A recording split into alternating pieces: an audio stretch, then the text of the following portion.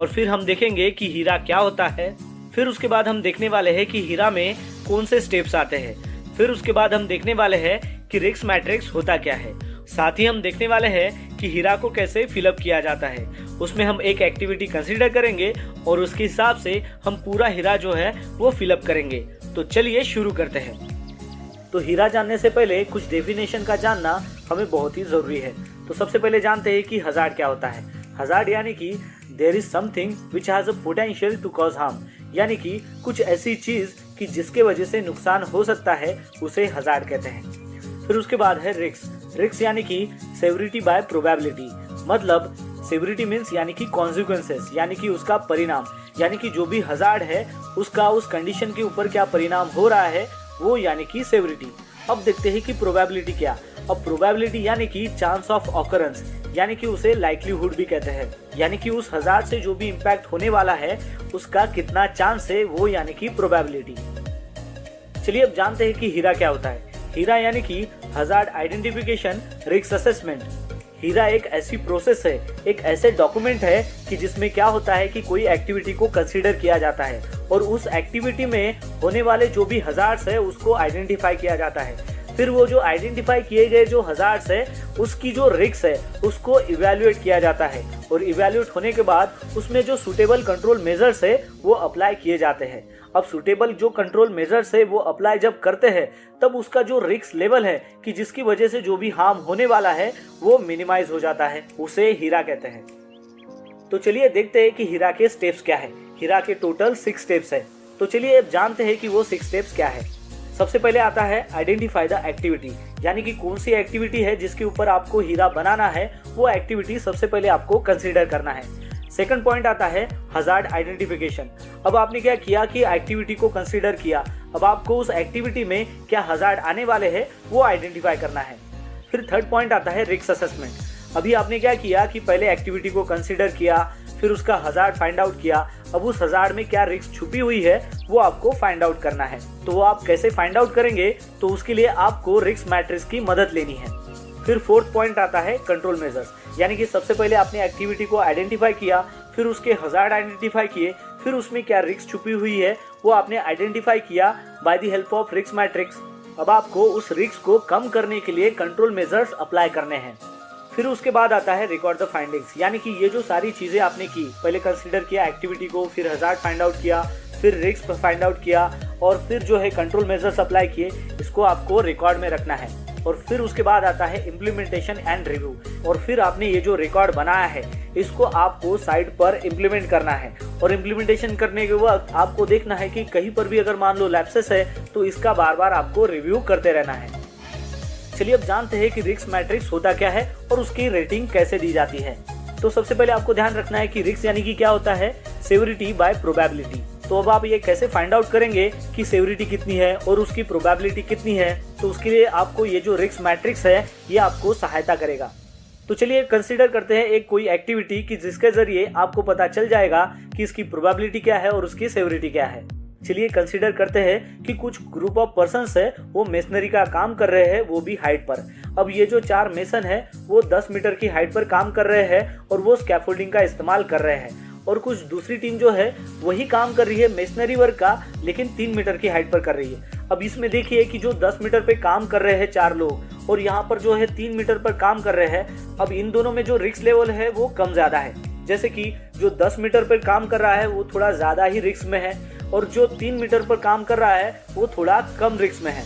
तो इससे हमें ये पता चलेगा कि पहली जो टीम है जो 10 मीटर पर काम कर रही है उसका जो सेवरिटी रेट है वो एक तो हाई होगा, क्योंकि जब वो ऊपर से नीचे गिरेंगे तो उसमें जो है उनको काफ़ी इंजरी हो सकती है और शायद हो सकता है कि फटल एक्सीडेंट भी हो। लेकिन जो टीम 3 मीटर की हाइट पर काम कर रही है वो अगर नीचे गिरेगी तो हो सकता है कि उनको चोट ना लगे, या फिर ये भी हो सकता है कि वो जो उनको इंजरी हो रही है वो कम मात्रा में हो। तो चलिए सबसे पहले देखते हैं कि ये जो ऊपर वाली जो टीम है, जो टीम ए है जो 10 मीटर पे काम कर रही है, उसकी सबसे पहले हम सेवरिटी और प्रोबेबिलिटी निकालते हैं। तो उसकी जो सेवरिटी रेट जो हो जाएगा जब वो आदमी नीचे गिरेगा तो उसका फटल एक्सीडेंट भी हो सकता है, तो उसका जो रेशो रहेगा वो रहेगा 5, यानी कि उसकी जो सेवरिटी आएगी वो रहेगी 5। और फिर अब देखते हैं कि प्रोबेबिलिटी, अब उसका चांस कितना है। अब देखिए चांस कितना है, यानी कि हमें ये कंसीडर करना है कि वहां पर अगर मान लो कि 10 मीटर हाइट पर वहां पर मिड रेल नहीं है, टॉप रेल नहीं है, और उसने जो हार्नेस है वो पहना है लेकिन कहीं पर एंकर नहीं किया है, तो वहां पर जो है प्रोबेबिलिटी जो है वो बढ़ जाती है उसकी नीचे गिरने में। ठीक है, तो वो जो प्रोबेबिलिटी हो जाएगी वो कितनी हो जाएगी, 5, यानी कि 5 × 5 कितना हो जाएगा, 25। तो 25 देखिए यहाँ पर कितना है, वो रेड में है, यानी कि इसका जो रिस्क लेवल है वो रेड है, यानी कि वो हाई है। अब कंसीडर करते हैं टीम बी। अब टीम बी देखिए वो 3 मीटर पर काम कर रही है, यानी कि उसके जो नीचे गिरने के बाद जो भी इम्पैक्ट होगा वो इम्पैक्ट जो है वो कम हो सकता है, यानी कि उसको चोट नहीं भी पहुंच सकती है, या फिर उसको इंजरी अगर होती है तो वो कम हो सकती है। तो उसका जो रेशो है वो हम दे सकते हैं यहाँ पर 2, यानी कि उसकी सेवरिटी कितनी आएगी, 2। अब उसकी देखना है हमें प्रोबेबिलिटी कितनी है, यानी कि ये कितना चांस है उसको नीचे गिरने का। अब देखिए कि ये 3 मीटर की हाइट पर जब वो काम कर रहे हैं, तो मान लो वहाँ पर मिड रेल है, टॉप रेल है, और उसने बाकायदा जो है अपना फुल बॉडी हार्नेस एंकर नहीं किया है, लेकिन फिर भी अगर मान लो उसका बॉडी बैलेंस बिगड़ जाता है तो वो रेलिंग के साथ टकराएगा, तो उसकी जो प्रोबेबिलिटी हो जाएगी वो हो जाएगी कम। तो उसकी प्रोबेबिलिटी हम यहाँ पर लिखते हैं 2, यानी कि 2 × 2 कितना हो जाएगा, 4, यानी कि 4 यानी कि ग्रीन। तो ग्रीन जो है वो उसकी रिस्क लेवल जो है वो लो है। चलिए अब देखते हैं कि हीरा हमें कैसे बनाना है और उसका फॉर्मेट कैसे होता है। तो चलिए देखते हैं। तो ध्यान में रखिए कि जब भी आपको हीरा बनाना है तो सबसे पहले आपको एक्टिविटी को कंसीडर करना पड़ता है। तो यहाँ पर लिखेंगे हम पहले एक्टिविटी, फिर उसके बाद जो है एक्टिविटी कंसीडर करने के बाद हमें उसका जो हजार्ड है वो फाइंड आउट करना पड़ता है। तो यहाँ पर लिखेंगे हम हजार्ड, फिर ये जो हजार्ड फाइंड आउट करने के बाद उसमें क्या रिस्क है वो हमें फाइंड आउट करनी है। तो यहाँ पर लिखेंगे हम रिस्क। फिर उसके बाद ये जो हमने एक्टिविटी ली है उसके लिए हमारे पास क्या एग्जिस्टिंग कंट्रोल है वो हमें इसमें लिखना है। फिर उसके बाद आता है प्रोबेबिलिटी रेटिंग जो हमने इसके पहले देखा था, फिर है सेवरिटी रेटिंग, और फिर जो इन दोनों का जो इम्पैक्ट लेवल है, जैसे कि इसके पहले हमने देखा था लो हो गया, मीडियम हो गया, हाई हो गया, ये जो लेवल है वो हमें इसमें लिखना पड़ता है, यानी कि उसके बाद आ गया आपका इम्पैक्ट लेवल। फिर उसके बाद आता है एडिशनल कंट्रोल मेजर्स। इसके पहले जो हमने देखा था वो था एग्जिस्टिंग कंट्रोल मेजर्स, यानी कि कोई भी काम चालू करने से पहले आप कौन से कंट्रोल्स जो है वो इस्तेमाल कर रहे हो उसे कहते हैं एग्जिस्टिंग कंट्रोल मेजर्स। और एडिशनल कंट्रोल मेजर्स यानी कि काम करने के वक्त आप कौन से कंट्रोल मेजर्स यूज करते हो वो एडिशनल कंट्रोल मेजर्स में आता है। फिर उसके बाद आता है रेसिडुअल इम्पैक्ट, यानी कि इसके पहले जो हमने देखा था कि इम्पैक्ट लेवल जो है वो हाई आता है, मीडियम आता है, लो आता है, उसको जो है हमें एडिशनल कंट्रोल मेजर्स देने के बाद में उसको लो कैटेगरी में कन्वर्ट करना है, तो वो आएगा अपना रेसिडुअल इम्पैक्ट। अब ये जो रेसिडुअल इम्पैक्ट है ये किसके ऊपर डिपेंड है, तो ये एडिशनल कंट्रोल मेजर्स के ऊपर। जब हमने एडिशनल कंट्रोल मेजर कंसीडर किए तो उसके बाद जो उसका रिस्क लेवल है वो कम हो जाएगा, तो वो कम हो जाएगा तो वो रेसिडुअल इम्पैक्ट में आएगा। और लास्ट में आता है एक्शन बाय। एक्शन बाय यानी कि वो जो एक्टिविटी है उसके लिए जिम्मेदार कौन है, वो कौन रिस्पॉन्सिबल है, उसका उसमें नाम आएगा। जैसे कि इंजीनियर हो गया, सुपरवाइजर हो गए, मैनेजर हो गए, तो ये एक्शन बाय में आएंगे। चलिए अब कंसीडर करते हैं एक एक्टिविटी और उसके अनुसार ये हीरा हम फिलअप करते हैं। Unloading from vehicle and stacking of reinforcement बार, यानी कि मान लीजिए कि एक ट्रेलर के ऊपर जो है वो रेनफोर्समेंट स्टील है और वो जो रेनफोर्समेंट स्टील है वो आपको अनलोड करना है और बाकायदा उसको स्टैकिंग करना है। तो वो एक्टिविटी हमने सबसे पहले कंसीडर किया। अब देखते हैं कि इस एक्टिविटी में क्या हजार्ड आ सकता है। अब देखिए कि वो जो ट्रेलर है तो उसके साथ में अगर मान लो आजू बाजू में कोई अगर व्हीकल चलती रहती है तो क्या होगा कि जो व्हीकल मूवमेंट है वो एकदम रश हो जाएगी, तो रश व्हीकल मूवमेंट ये आपका हजार्ड आएगा। सेकंड आएगा कि जब आप ये व्हीकल रिवर्स करते हो तो वो भी एक हजार्ड आएगा, तो रिवर्सिंग ऑफ द व्हीकल ये एक हजार्ड आएगा। फिर उसके बाद आएगा कि जो रेनफोर्समेंट स्टील बार है उसमें अगर मान लो शार्प एजेस है और वो जो अगर आप अनलोड कर रहे हो तो वो जो शार्प एज है वो भी एक हजार्ड है, तो यानी कि unloading of sharp edge rebars ये भी एक हजार्ड है। फिर उसके बाद आएगा कि मान लो आपने अनलोडिंग तो कर लिया लेकिन उसको प्रॉपरली स्टैक नहीं किया, यानी कि इम्प्रॉपर स्टैकिंग, तो वो भी एक हजार्ड है। अब देखिए कि पहले एक्टिविटी कंसीडर की, फिर हजार्ड, और हजार्ड के बाद जो भी पॉसिबल आउटकम्स है वो आएंगे। यानी कि कोई आदमी ऊपर में काम कर रहा है और वो नीचे गिर गया तो उसको इंजरी हो गई, तो उसकी जो इंजरी है वो पॉसिबल आउटकम में आएगी। तो चलिए अब देखते हैं कि इसमें रिस्क क्या है।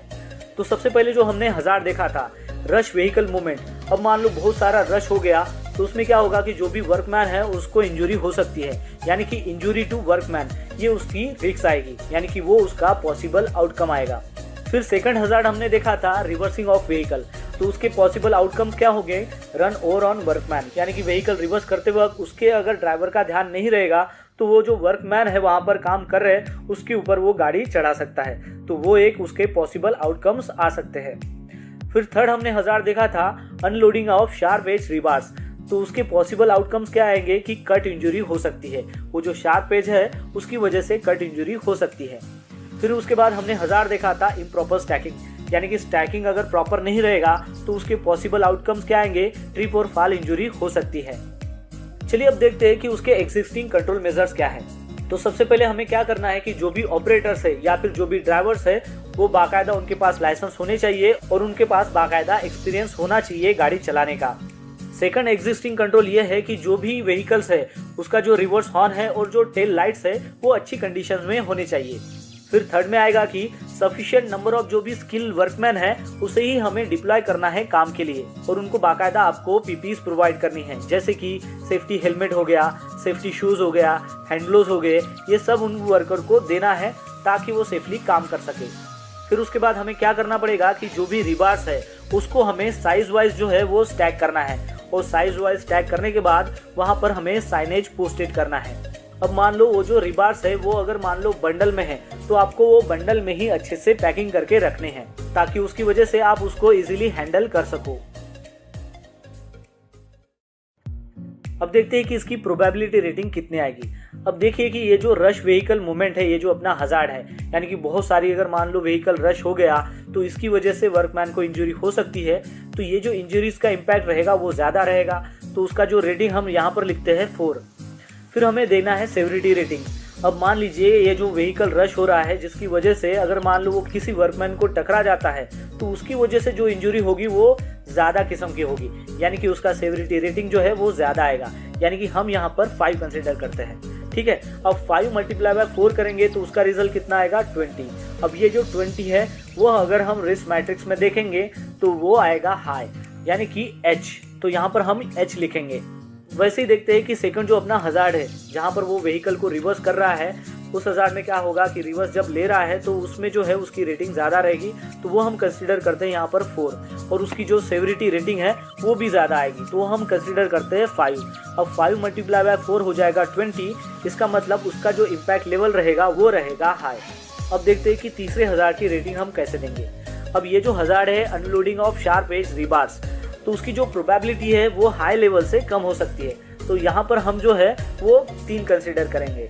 वो भी देखिए कि उसकी जो सेवरिटी है वो इम्पैक्ट यानी कि कितना हो सकता है, उसको कट इंजरी हो सकती है, उसमें ज़्यादा इम्पैक्ट नहीं हो सकता है, मतलब वहाँ पर डेथ एक्सीडेंट या फिर ऐसा वैसा कुछ हो नहीं सकता, उसकी जो प्रोबेबिलिटी है वो कम है, तो इसलिए हम यहाँ पर रेटिंग देंगे 3। तो यानी कि 3 × 3 कितना हो गया, 9, यानी कि ये जो इम्पैक्ट लेवल है वो आएगा मीडियम। अब देखते हैं कि हमारा फोर्थ जो हज़ार्ड्स है उसकी रेटिंग हम कैसे देंगे। अब वो है इम्प्रॉपर स्टैकिंग। अब इम्प्रॉपर स्टैकिंग के बाद क्या होगा कि जो पॉसिबल आउटकम्स है वो ट्रिप होना या फिर फॉल इंजरी होना ये हो सकता है, मतलब यहाँ पर फटल एक्सीडेंट या फिर मेजर एक्सीडेंट नहीं हो सकता, तो इसकी जो प्रोबेबिलिटी है ये क्या हो जाएगी, कम हो जाएगी, तो वो आएगा 3 और इसकी सेवरिटी रेटिंग भी कम हो जाएगी, तो उसको भी हम लिखते हैं 3, यानी कि 3 × 3 कितना हो गया, 9 और ये आएगा मीडियम में। अब देखते हैं कि इसके एडिशनल कंट्रोल मेजर्स हम क्या दे सकते हैं। अब इसके एडिशनल कंट्रोल में ये कर सकते हैं कि जहाँ पर भी ये व्हीकल मूवमेंट होती है वहाँ पर हम क्या कर सकते हैं कि स्पीड लिमिट के साइन बोर्ड लगा सकते हैं और वो स्पीड लिमिट में हम बाकायदा 20 km/h लिखेंगे। उससे क्या होगा कि जो भी व्हीकल आएगी उनको पता चल जाएगा कि इस एरिया में जो है वो वर्कर काम करते रहते हैं, इसलिए यहाँ पर स्पीड लिमिट जो है वो 20 km है और इसको फॉलो करना है, और साथ ही में हम वहाँ पर वार्निंग साइनेजेस भी लगाएंगे। फिर एडिशनल कंट्रोल मेजर्स में क्या कर सकते हैं कि जब व्हीकल रिवर्स करते हैं उस वक्त हम क्या कर सकते हैं कि सेपरेट जो बैंक्समैन है वो हर एक व्हीकल को प्रोवाइड करा सकते हैं कि जब भी व्हीकल को रिवर्स करना है तो वो जो बैंक्समैन है बाकायदा फ्लैग के साथ में, जो रेड फ्लैग और ग्रीन फ्लैग उसके साथ में रहेगा, तो उसकी वजह से वो व्हीकल को इशारा करेगा ताकि वो जो व्हीकल है वो सेफली पोजीशन की जा सके। फिर एडिशनल मेजर्स हम क्या कर सकते हैं कि जो भी रिबार्स को अनलोड करना है जिसको शार्प एजेस है उसके लिए हम मशीनरीज का इस्तेमाल कर सकते हैं, उसमें ज़्यादातर हम वर्कफोर्स डिप्लॉय नहीं करेंगे। अब मशीनरी से अगर मान लो वो मटेरियल ट्रेलर से नीचे ले रहे हैं तो उसमें वर्कमैन जो फोर्स है वो कम हो जाएगा, तो उसका जो रिस्क लेवल है वो हम कम कर सकते हैं।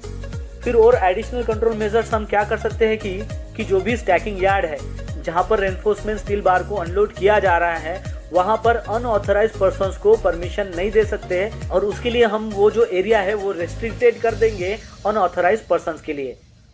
अब ये जो एडिशनल कंट्रोल मेजर्स हमने जो सजेस्टेड किए हैं इसकी वजह से क्या होगा कि ये जो इम्पैक्ट लेवल है ये कम हो जाएगा, यानी कि जो हाई कैटेगरी का इम्पैक्ट लेवल था वो कम हो जाएगा, यानी कि वो लो हो जाएगा। इसलिए हम यहाँ पर एल लिखेंगे। अब लास्ट में आता है एक्शन बाय। अब एक्शन बाय में लिखेंगे कि कौन सा पर्सन जो है वो इस एक्टिविटी के लिए रिस्पॉन्सिबल है, तो वो यानी कि साइट इंजीनियर आएगा या फिर साइट इंचार्ज आएगा। तो दोस्तों इस प्रकार जो है वो हीरा बनाया जाता है। हमने यहाँ पर एक एक्टिविटी कंसिडर की और उसके मुताबिक हमने यहाँ पर हीरा प्रिपेयर किया है। तो दोस्तों इस वीडियो में आज हमने देखा कि हीरा क्या होता है। हीरा यानी कि हजार्ड आइडेंटिफिकेशन रिस्क असेसमेंट। उसके बाद हमने उसके कुछ डेफिनेशन देखे, फिर उसके बाद हमने देखा कि रिस्क मैट्रिक्स होता क्या है, उसको कैसे कैलकुलेट किया जाता है। Hey guys, welcome back to my YouTube channel. Guys आज का हमारा टॉपिक जीएसए के ऊपर है। आज हम जीएसए के बारे में जानेंगे। इसके लिए काफ़ी लोगों ने कमेंट किया है, तो देखिए आज हम क्या क्या जानने वाले हैं। आज हम जानेंगे व्हाट इज़ जीएसए या जेएचए। जीएसए या जेएचए क्या है, स्टेप्स ऑफ जीएसए, जीएसए का स्टेप क्या है और इसका फॉर्मेट कैसा होता है। ये 3 टॉपिक पे आज हम डिस्कस करेंगे आज के इस वीडियो में। तो आइए शुरू करते हैं। सबसे पहले बात करते हैं जीएसए क्या होता है। तो जेएसए का फुल फॉर्म होता है जॉब सेफ्टी एनालिसिस, और जेएसए या जेएचए दोनों एक ही है। इनमें थोड़ा सा नाम में केवल डिफरेंस है। जैसे जेएसए का मतलब हो गया जॉब सेफ्टी एनालिसिस और जेएचए का मतलब हो गया जॉब हजार्ड एनालिसिस। तो दोनों एक ही है, इसमें आपको कंफ्यूज नहीं होना है कि दोनों का मतलब अलग है। तो दोनों सेम चीज़ है। जेएसए का डेफिनेशन आप यहाँ पे देख पा रहे हैं। Job safety analysis is a safety tool that can be use to define and control hazards associated with a particular task और जॉब ऑपरेशन। यानी कि जॉब सेफ्टी एनालिसिस या जॉब हजार्ड एनालिसिस एक सेफ्टी टूल है जिसका हम use कर सकते हैं किसी भी पर्टिकुलर टास्क या जॉब ऑपरेशन में जो भी हजार्ड से उन्हें कंट्रोल करने के लिए। यानी किसी एक खास काम में अगर कोई हजार्ड है उसे हम कंट्रोल कर सकते हैं जेएसए से। आगे देखिए, it is a systematic examination and documentation of every task within each job to identify health and safety hazard. यानी ये एक तरह का सिस्टमेटिक एग्जामिनेशन है, सिस्टमेटिक डॉक्यूमेंटेशन वर्क है जिसकी हेल्प से किसी भी काम में जो भी हेल्थ हजार्ड है, जो भी सेफ्टी हजार्ड है, उन्हें हम पहचान सकते हैं और उन्हें कंट्रोल कर सकते हैं। ओवरऑल ये एक सेफ्टी टूल है जिसकी हेल्प से हम किसी भी काम में जो भी उनके काम में जो भी स्टेप्स हैं उनमें जो हजार्ड्स हैं उन्हें हम आइडेंटिफाई कर सकते हैं और उन्हें हम कंट्रोल कर सकते हैं। नेक्स्ट है स्टेप्स ऑफ जेएसए। तो जेएसए के टोटल 4 स्टेप्स हैं। यानी जब भी हम जेएसए का डॉक्यूमेंटेशन वर्क करते हैं या अपने साइट पे जो भी हम जेएसए करने जाते हैं तो हमें 4 स्टेप्स को फॉलो करना होता है इसे कंप्लीट करने के लिए। तो सबसे पहला स्टेप है select the job to be analysed. जब भी आप जेएसए करेंगे तो सबसे पहले आपको किसी एक जॉब को सिलेक्ट करना होगा, क्योंकि आपके साइट पे काफ़ी सारे काम चल रहे होंगे और जेएसए किसी एक काम के लिए हम कर पाते हैं। तो सबसे पहले आपको ये देखना होगा हम किस जॉब के लिए, किस टास्क के लिए हमें जेएसए करना है, उसे हम सेलेक्ट करेंगे। जैसे आपके साइट पे स्कैफोल्डिंग हो सकता है, एक्सकेवेशन हो सकता है, लिफ्टिंग वर्क हो सकता है। तो किसी एक काम का ही आप जेएसए करेंगे एक साथ, तो आपको सबसे पहले किसी एक जॉब को सिलेक्ट करना होगा। नेक्स्ट स्टेप है break down the job in its sequence और स्टेप। यानी जो भी आपने जॉब को सिलेक्ट किया हुआ है उसमें काफ़ी सारे स्टेप्स होंगे। जैसे मान लीजिए स्कैफोल्डिंग है, उसमें काफ़ी सारे स्टेप्स हैं। सबसे पहले आप लेबल उसका करते हैं, फिर नीचे से आप उसको खड़ा करते हैं, काफ़ी सारे उसमें स्टेप्स हैं। तो हर एक स्टेप में अलग अलग हजार्ड्स हो सकते हैं। तो इसके लिए सबसे पहले आपको उसको स्टेप्स को देखना होगा, क्या क्या इनमें स्टेप्स हैं। उन अलग अलग स्टेप्स को आपको अलग अलग नोट डाउन करना होगा ताकि हम हजार्ड्स को अच्छे से पहचान सकें। तो ये हमारा सेकेंड स्टेप। आपका थर्ड स्टेप होगा identify hazards for each step.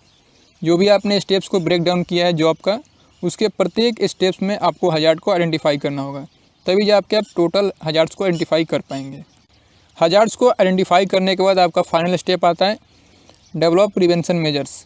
जो भी आप बचाव के लिए जो भी आप अप्लाई करना चाहते हैं, सूटेबल प्रिवेंशन मेजर्स जो भी आपका है, सेफ्टी प्रिकॉशंस, वो सब आपको अप्लाई करना है और आपको देखना है कि आप हजार्ड्स को कंट्रोल कर पा रहे हैं कि नहीं अपने प्रिवेंशन मेजर से। और इसको आपको समय समय पर रिव्यू भी करते रहना है। तो अभी तक हमने जाना जेएसए क्या है और स्टेप्स ऑफ जेएसए क्या है। अभी हम जानेंगे फॉर्मेट ऑफ जेएसए। जेएसए का फॉर्मेट कैसा होता है, उसमें हमें क्या क्या लिखना होता है, उसे कैसे करना होता है। तो आइए आगे चलते हैं। ये जो आप देख पा रहे हैं ये जॉब सेफ्टी एनालिसिस का फॉर्मेट है। इसे मैंने काफ़ी सिंप्लीफाई किया है, अपने हिसाब से बनाया ताकि आपको समझ में आए। यहाँ पे एक डाउट आपका क्लियर कर देना चाहूँगा, जो भी फॉर्मेट होता है अलग अलग कंपनी में, अलग अलग इंडस्ट्रीज में अलग अलग हो सकता है। तो यहाँ पे आपको कंफ्यूज नहीं होना है। आपको ये जानना है कि इसमें क्या क्या पॉइंट्स आपको मेंशन करने होते हैं, इनके कैसे कैसे में लिखना होता है, ये आपको समझना है। बाकी सब आप खुद समझ जाएंगे। फॉर्मेट में कोई दिक्कत वाली बात नहीं है, वो आप जब भी बनाएंगे आप समझ जाएंगे। तो अभी यहाँ पे देखिए इसके एलिमेंट क्या क्या हैं। तो सबसे पहला है जॉब, यानी जिस जॉब का भी आप जॉब सेफ्टी एनालिसिस कर रहे हैं, जैसे कर रहे हैं, वो आपको यहाँ पे मेंशन करना है। नेक्स्ट है आपका टाइम, किस टाइम को आप कर रहे हैं, यहाँ पे डिपार्टमेंट कौन कौन सा है वहाँ पे। नेक्स्ट है आपका डेट, यहाँ पे डेट मेंशन करना है, किस डेट को आप ये एनालिसिस कर रहे हैं। नेक्स्ट है यहाँ पे जॉब टाइटल, ये आपका इंपॉर्टेंट नहीं है, यहाँ पे आप छोड़ सकते हैं। नेक्स्ट है सेक्शन, यहाँ सेक्शन की जगह आप साइट लिख सकते हैं, आपका साइट का लोकेशन क्या है। और नेक्स्ट देखिए यहाँ पे सुपरवाइज़र, यानी वहाँ सुपरवाइज़र कौन है, वहाँ इंजीनियर्स कौन है, ये सब आपको यहाँ मेंशन करना होगा। तो यहाँ पे केवल सुपरवाइज़र लिखा है, लेकिन आप और भी मेंशन कर सकते हैं। नेक्स्ट है एनालिसिस बाय, यानी कौन एनालाइज कर रहा है, वहाँ पे सेफ्टी इंजीनियर, साइट इंजीनियर हो सकता है। रिव्यूड बाय, यानी रिव्यू कौन कर रहा है, जांच कौन कर रहा है उसका, आपका सेफ्टी इंचार्ज या साइट इंचार्ज हो सकता है। अप्रूव्ड बाय, यानी अप्रूव कौन कर रहा है। तो आइए अब देखते हैं इसमें हमें लिखना क्या क्या है। तो सबसे पहले हम स्टेप फॉलो करेंगे। सबसे पहला हमारा स्टेप था कि किसी भी जॉब को एक सिलेक्ट करना है। तो मान लीजिए हमने जॉब सेलेक्ट किया स्काफोल्डिंग। अब नेक्स्ट स्टेप आता है कि जो भी हमने जॉब को सिलेक्ट किया है उसे अलग अलग स्टेप में डिवाइड करना है। तो सबसे पहला उसका स्टेप हो गया प्री स्काफोल्ड इरेक्शन, यानी स्काफोल्ड इरेक्शन के पहले क्या क्या हैजार्ड हो सकता है। तो यहाँ पे देखिए पोटेंशियल एक्सीडेंट और हैजार्ड, यानी क्या क्या हैजार्ड उसमें मिल सकते हैं। तो स्काफोल्डिंग खड़ा करने से पहले हो सकता है कि आपका सॉइल लूज हो, अनइवन सरफेस हो, तो ये एक हैजार्ड है। अब नेक्स्ट स्टेप है कि इसके लिए आपको जो भी प्रिकॉशन मेजर लेने हैं वो आपको लेना है। तो सबसे पहले आपको इंश्योर करना है कि जो भी लूज सॉइल है उसे हम प्रेस करके, जो भी रोल करके उसे हम स्ट्रॉन्ग बनाएं, ताकि जो भी हमारा स्काफोल्ड उस पर खड़ा हो हैंडल कर सके सरफेस उसे, और किसी भी तरह का स्काफोल्ड कोलैप्स ना करे, कोई दुर्घटना ना हो। नेक्स्ट आपका हैजार्ड हो सकता है collision of worker with vehicles, यानी मान लो जहाँ भी स्काफोल्ड हम इरेक्ट कर रहे हैं, अगर वहाँ पर ट्रैफिक मूवमेंट है, सपोज कि साइड के किनारे कोई रोड जा रहा है, तो हो सकता है कि व्हीकल से वर्कर्स को ठोकर लग जाए, एक्सीडेंट हो जाए। तो उसके लिए जो भी आपका वर्क एरिया उसको आप बैरिगेट करेंगे, साइन बोर्ड लगाएंगे, ये सब आपका प्रिकॉशन मेजर हो गया। नेक्स्ट है कि अगर कोई भी आपका पोस्ट है स्काफोल्ड का, अगर वो रस्टेड है या टूटा हुआ है, तो ये भी एक तरह का हैजार्ड है।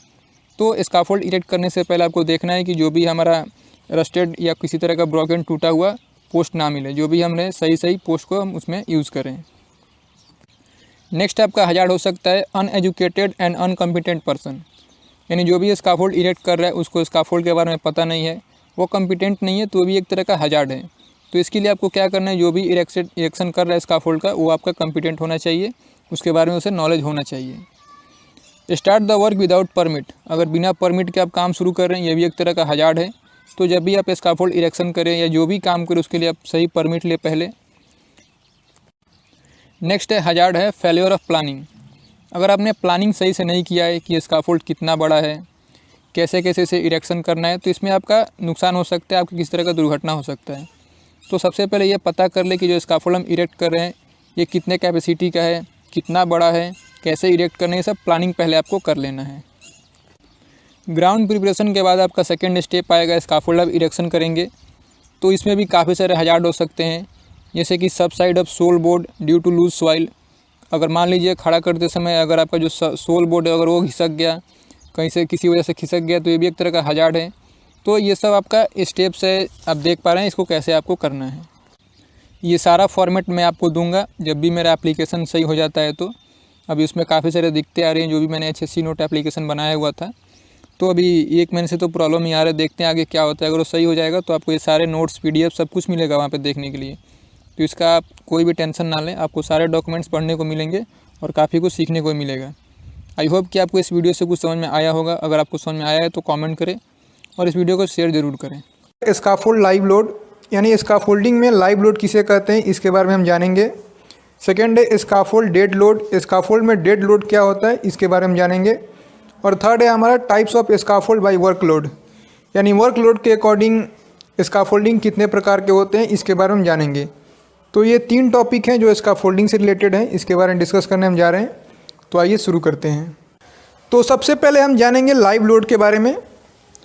तो देखिए लाइव लोड क्या होता है। स्कैफोल्डिंग के जितने भी कंपोनेंट्स होते हैं, जैसे कि हमारा टो बोर्ड हो गया, जैसे कि हमारा प्लेटफॉर्म हो गया, गार्डरेल्स हो गया, यानी ओवरऑल जो स्कैफोल्ड का लोड होता है उसे छोड़ के उसके ऊपर हम जो एक्स्ट्रा लोड देते हैं उसे हम लाइव लोड बोलते हैं। जैसे कि जितने भी वर्कर्स काम कर रहे हैं स्कैफोल्ड पे, उनका जो वेट है, जो उनका वजन है, उसे हम लाइव लोड बोलेंगे। जैसे कि हमारा कोई मटेरियल रखा है स्कैफोल्ड पे, उसे हम लाइव लोड बोलेंगे। अगर हम कोई टूल्स टैकल्स यूज कर रहे हैं, अगर स्कैफोल्ड पे हम रखे हुए हैं, उसे हम लाइव लोड बोलेंगे। यानी स्कैफोल्ड के जो कंपोनेंट्स हैं उन्हें छोड़ के एक्स्ट्रा जो वेट है उस पर स्कैफोल्ड पे, उसे हम लाइव लोड बोलेंगे। सपोज करें कि किसी स्कैफोल्ड पे 2 वर्कर्स हैं, अगर उनका 50 kg वेट है तो 2 वर्कर का कितना हो जाएगा, 100 kg। वैसे ही अगर उस पर कोई मटेरियल है 10 kg का, मान लो कोई टूल्स एंड टैकल्स है 5 kg का, तो हम जब तीनों को ऐड करेंगे 10, 5 और 100 को, तो जो हमारा 115 kg आएगा वो हमारा लाइव लोड हो गया। अब बात करते हैं डेड लोड के बारे में। तो स्कैफोल्ड के जितने भी कंपोनेंट होते हैं, या आप ऐसे कर लीजिए कि स्कैफोल्ड का जो टोटल वेट होता है उस पर लाइव लोड हम ऐड नहीं करेंगे। जो स्कैफोल्ड का कंपोनेंट होगा उसी को केवल ऐड करेंगे। जैसे उसमें रनर हो गया, पोस्ट हो गया, गार्डरेल्स हो गए, क्लैम्प्स हो गए, इनके जो वजन होते हैं इन्हें हम डेड लोड बोलते हैं। यानी ओवरऑल जो स्कैफोल्ड का वेट है, अपना स्कैफोल्ड का खुद का वेट, उसे हम डेड लोड बोलते हैं। तो डेड लोड में लाइव लोड में यही फ़र्क है कि डेड लोड अपना स्कैफोल्ड का वजन होता है, और लाइव लोड मतलब जो स्कैफोल्ड के ऊपर वर्कर्स हैं, हमारे मटेरियल्स हैं, टूल्स टैकल्स हैं, इनको हम लाइव लोड बोलते हैं। नेक्स्ट टॉपिक है types of scaffold by workload. यानी वर्कलोड के अकॉर्डिंग स्कैफोल्ड कितने प्रकार के होते हैं। अलग अलग स्कैफोल्ड होता है, उनका अलग अलग कैपेसिटी होता है, यानी उस पर हम कितना लोड देंगे इसके अकॉर्डिंग भी स्कैफोल्ड को हम अलग अलग भाग में बांटते हैं। तो वर्कलोड के अकॉर्डिंग स्कैफोल्ड 3 प्रकार के होते हैं, जिनमें सबसे पहला है लाइट ड्यूटी स्कैफोल्ड, सेकेंड है मीडियम ड्यूटी स्कैफोल्ड, और थर्ड है हेवी ड्यूटी स्कैफोल्ड। तो इन तीनों का अपना अलग अलग कैपेसिटी होता है। जो लाइट ड्यूटी स्कैफोल्ड है इस पर हम मैक्सिमम 225 kg वेट दे सकते हैं, यानी ये मैक्सिमम वेट है, इससे ज़्यादा हम इस पर वेट नहीं दे सकते हैं, वो हमारे लिए हाइजरस होगा। सेकेंड है मीडियम ड्यूटी स्कैफोल्ड, इसका जो मैक्सिमम वर्किंग लोड होता है वो 450 kg होता है, यानी इतना मैक्सिमम उस पर हम लोड दे सकते हैं। यानी जो हमारे वर्कर्स होंगे, जो मटेरियल होगा, जो टूल्स एंड टैकल्स होंगे, अगर उनका सारा वजन हम 450 kg तक आता है तो सही है, मतलब वहाँ तक हम काम कर सकते हैं। लेकिन उससे अगर एवब होता है तो स्कैफोल्ड हमारा सेफ़ नहीं है। हेवी ड्यूटी स्कैफोल्ड होता है, मैक्सिमम लोड उसका होता है 675 kg, यानी इतना तक हम लोड उस पर दे सकते हैं स्कैफोल्ड पे, इतना material, workers, tools and tackles वहाँ रख सकते हैं और काम कर सकते हैं।